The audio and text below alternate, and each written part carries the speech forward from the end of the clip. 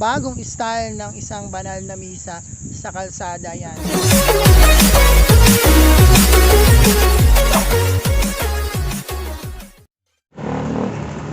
Ayan guys, hello. So pupunta tayo kina mama. Pupunta tayo kina mama ngayon kasi fiesta po doon. Sama ko ulit si Dennis. Ayan, don't forget to subscribe sa yung kanyang channel, Dennis Bond. Yan yung mga kasama namin nasa likod. So sobrang init na naman. Sunog na naman tayo nito.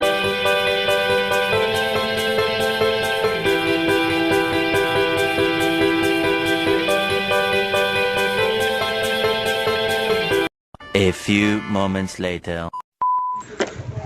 So kaya dito kami nadaan tuwing pupunta kami kay mama. Share ko lang sa inyo. Pakahirap. Kasi nga hindi pa binubuksan yung gate sa amin dito sa Calamba Hills.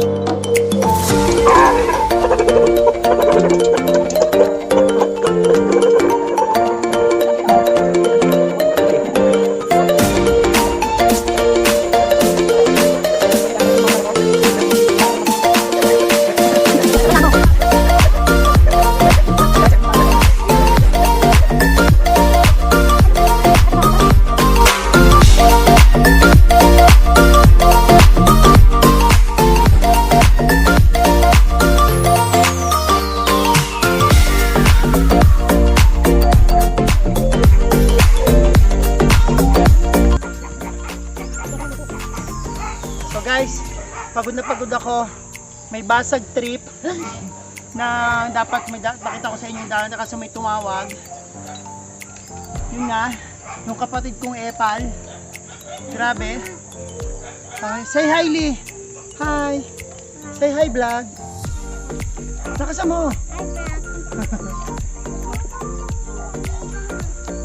2 hours later. So ayun guys, so aatin tayo ng misa para sa kapistahan ni San Antonio de Padua. So nakita nyo naman yung dinaanan namin sa ilog para na makarating kina mama para makatin tayo sa banal na misa. So guys, doon yung bahay namin, nakita nyo. Ayun yung bahay namin. Ayan, ito yung bahay namin. Ayan. So ngayon guys, panoorin natin kung paano yung bagong style ng isang banal na misa sa kalsada. Yan isa sa mga proyektong ginawa ngayon ni Reverend Father Anthony Toto Serrada SDB ng Merrill of Christian Parish para naman syempre kailangan pa rin natin ipagdiwang ang banal na misa para kay San Antonio de Padua. Hindi hahadlang ang COVID-19 na to, ang pandemya na ito, para mapigilan tayo maglingkod at patunayan natin kung gaano natin kamahal at ginagalang at nirerespeto ang ating mahal na San Antonio de Padua. So guys, let's watch this. A few moments later.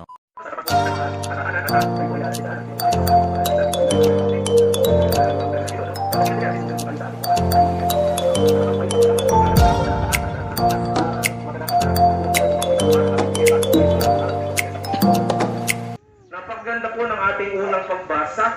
Ito po ay tungkol sa pagsasalin ng katungkulan ni Propeta Elias kay Propeta Eliseo.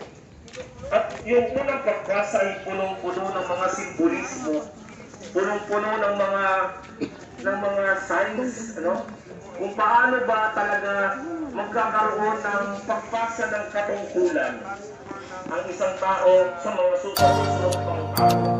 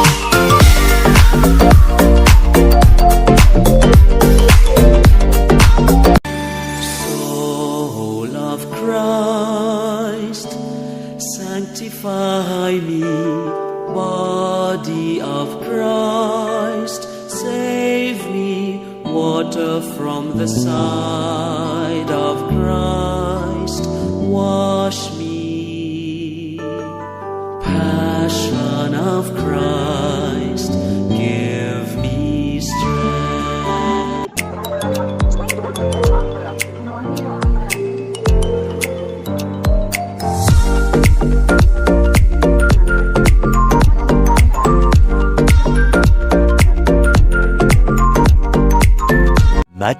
Much later.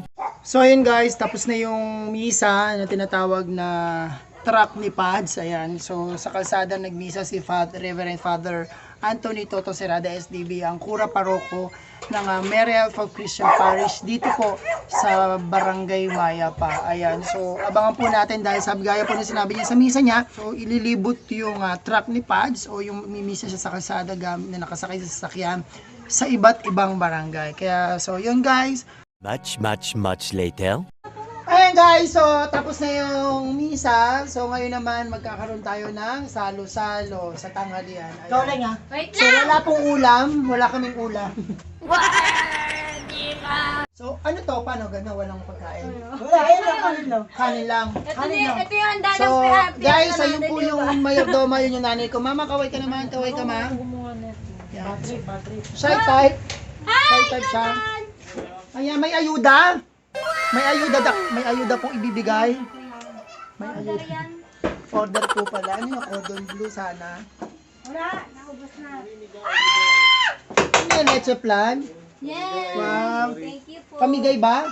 Pamigay pa yun. Ah, binayaran pala ni mama. Kala Sana ko hindi naman tayo may nagmumura paayuda. kasi nagbabalang. Wow, si Jan Jan kasi. May kapatid po ako, nagbihes kasi may vlog. Kaya. Niya siya. So, yung nagluto, ayun. Robin, kaway ka naman. Robin. Kanin lang niluto niya kanin. So, yun lang po yung niluto niya. Ito na yun. Kanin lang. Kanin. Ito.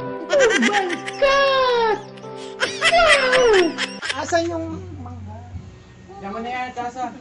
So guys, ito lang yung ulam namin. Ayun lang. Ayaw hawak pamigay ni mama baka kasi kainin. Ayan. Mama ayaw mo, di ba? May avocado pa din. Mama ayaw mo? Gusto ko yan. So ayan. So guys, hello naman kayo guys. Hello. Shy type sila, tahimik sila guys. Mamaya may Elena. Lagyan mo na akong kanin. Hi. Na-prank namin yung vlogger na yan. Kanin dyan kami kumadong. Ayan, so guys. A few moments later. So ayan guys, so ihahain lang natin. Ihanda na natin yung pagsasalo-suluan namin. So, Ano naman ang ulam? gutom na kami lahat. Gutom na kami ang tagal-tagal. Ayan, so guys, abangan nyo yung mga ilalagay pang pagkain dito. 2 hours later. Bye guys, let's pray. Hindi ko pa ng sign of this video. Bless us all, Lord, in this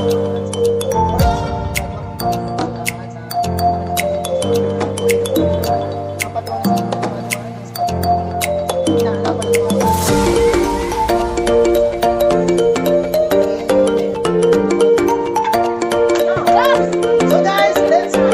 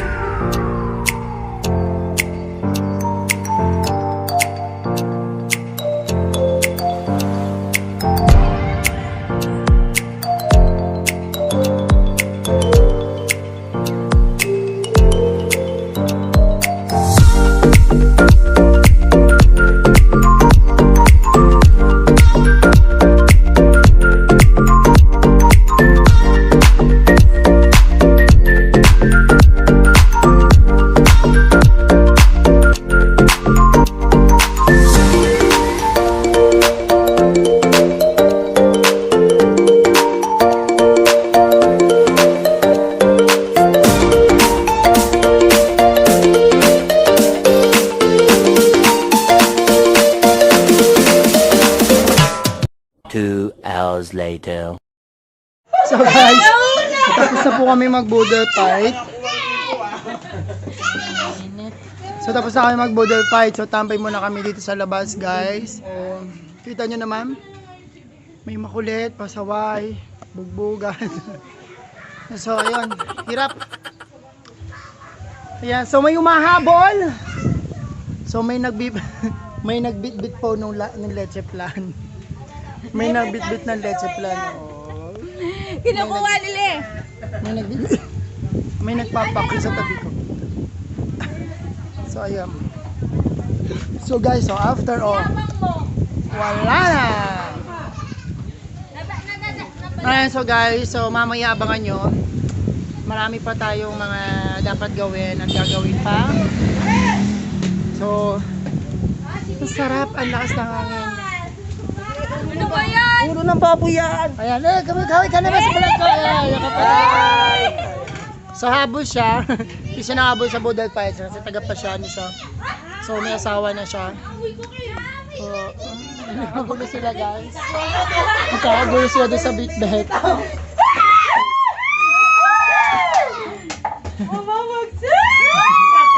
Kay mama. So guys, ayun. Kita nyo ang kukulit nila, ang gugulo nila. A few moments later. Papakita ko sa inyo yung kapatid kong taga Saed. Yan. Jan, kaway ka naman, Jan. Ayan. Diyan, sa So siya po nagsasaid niyan. Siya nagsasaid. Tingnan nyo. So tingnan nyo. Grabe kayo manila ng upuan. Nagbibigit na nga kayo. So, siya daw po yung aso. Pogi. Oh, tinan mo. Oh. Diyan, umuwo ka na. Kanina nakatingin ka lang ha. Taga sa'yo. Mas madami pa nga yun sa kanya. So, yun po yung technique para hindi halata na malakas kang kumain. Magpapahuli ka, ikaw ang taga Saed. Ikaw di maglilinis na. Kakaunti na sila.